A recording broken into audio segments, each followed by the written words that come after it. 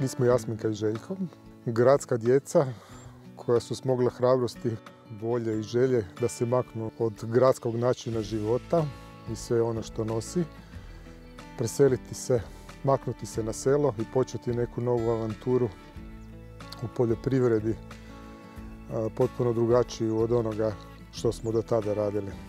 Mi smo, živeći u gradu, radili klasične poslove.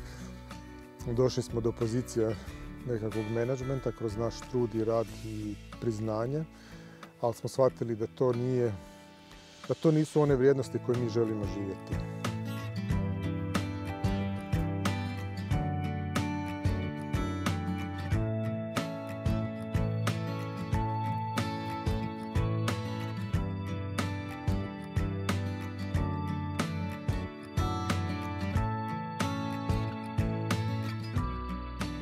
Ono što je nas navelo na ovakav način poljoprivrede je upravo to da proizvodimo kvalitetnu hranu koja će ljudima činiti dobro, koja će se osjećati bolje, bit će zdravija, koja će uživati u okusima, a ne da će hranu doživljavati kao nešto što sastavni dio nekog rituala. U početku je veliki izazov u onome čime smo se počeli baviti je u biti nedostatak znanja. Ali smo imali sreću naići na prave ljude. Dosta rano smo imali sreću poznati našeg kasnijeg mentora Aleksa Podolinskog, Australca, koji se bavi biodinamikom u Australiji na ogromnim površinama i pomažući drugim ljudima, ne samo kroz savjete, nego time što nas je upoznao sa drugim poljoprivrednicima van Hrvatske koji se bave sa biodinamikom, otvorio nam je njihova vrata, njihova imanja. Na cijelom putu prije svega trebalo jako puno volje i hrabrosti se u to upustiti, mogu reći da nismo imali manjak podrške.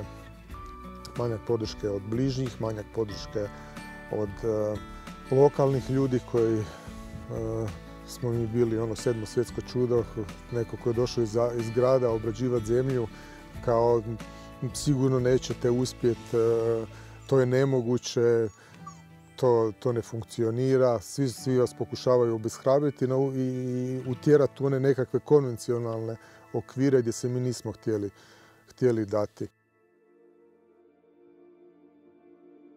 Konvencionalna poljoprivreda gleda na zemlju kao tvornicu.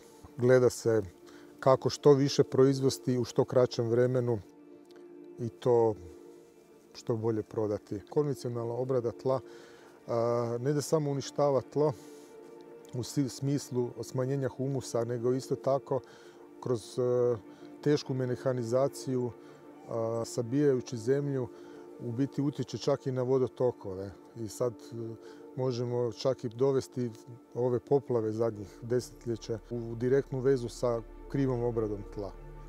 Jer rijeke nemaju više mogućnost upijati tu količinu vode koju su prije mogli kroz te kapilarne slojeve koji su sada presječeni i sabijeni sa ultra teškom mehanizacijom.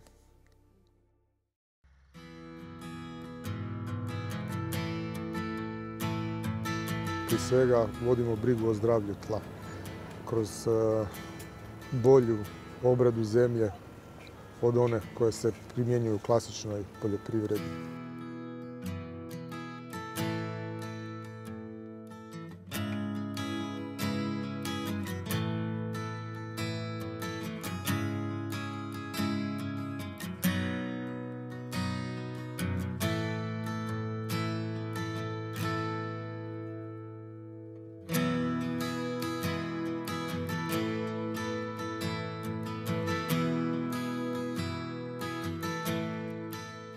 Prva osnovna prednost je da potrošač ima zdravu hranu na stolu, broj 1. Zna odakle ta hrana dolazi, uvijek može doći ovdje i vidjeti kako raste njegova hrana. Želimo biti dio osviještenog izbora.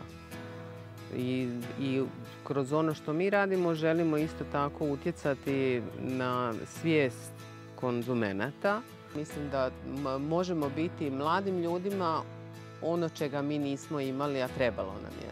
Možemo pružiti vrlo konkretne odgovore za sve ono što radimo i na kraju krajeva pomoći ljudima da si bitno skrate nekakva lutanja, traženja i na kraju krajeva mogućnost zajedničkog rasta je uvijek tu isto tako.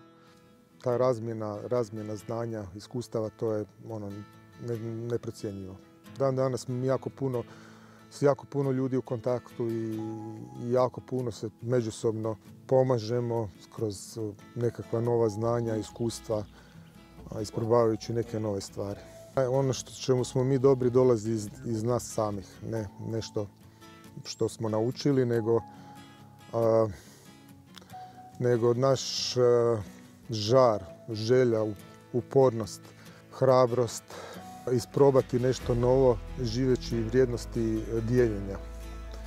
dijeljenja znanja, dobroga, iskustava. Živimo život u skladu sa svojim uvjerenjima, živimo život u nadi da ćemo jedan komad zemlje ostaviti u boljem stanju nego što smo ga našli. I prije svega mislim da se kroz ovo što vidite ovdje iza nas vidi koliko poštujemo majku prirodu, koliko ju uvažavamo i koliko dobra je to ona nama svima zajedno daje kad se nešto radi iz ljubavi.